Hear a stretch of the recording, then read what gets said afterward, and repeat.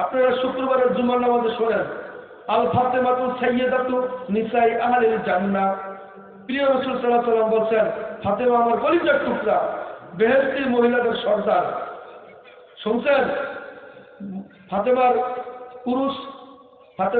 উরুস শরীফ, ফাতেমার জন্মদিবস, ফাতেমার মৃত্যু দিবস।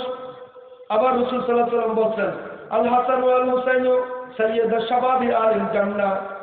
হাসান এবং হুসাইন, প্রিয় নবী বলেন, আমার কলিজার টুকরা।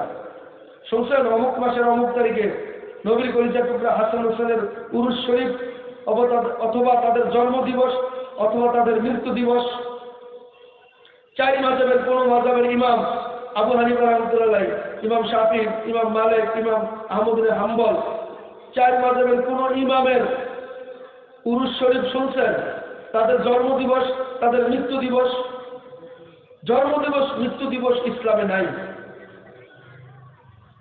ওমর ফারুকের জন্মদিবস মৃত্যু দিবস, আবু বকর সিদ্দিকের জন্মদিবস মৃত্যু দিবস, তাদের উরুস শরীফ শুনছেন? আফালা তাকিলুন, আল্লাহ তাআলার জ্ঞানের হিসাব দিবেন। আমি তোমাকে আকল দিই নেই?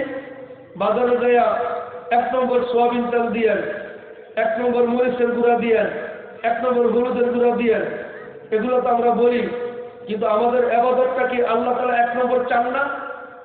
আমরা হলুদের গুঁড়া চাই 1 নম্বর, মরিচের গুঁড়া চাই 1 নম্বর, সোয়াবিন তেলের চাই 1 নম্বর, আর আমার ইবাদত বন্দেগী আল্লাহ কি 2 নম্বর চায়? আর 1 নম্বর বন্দেগী তখনই হবে যখন বন্দেগীটা নবীর তরিকায় হবে।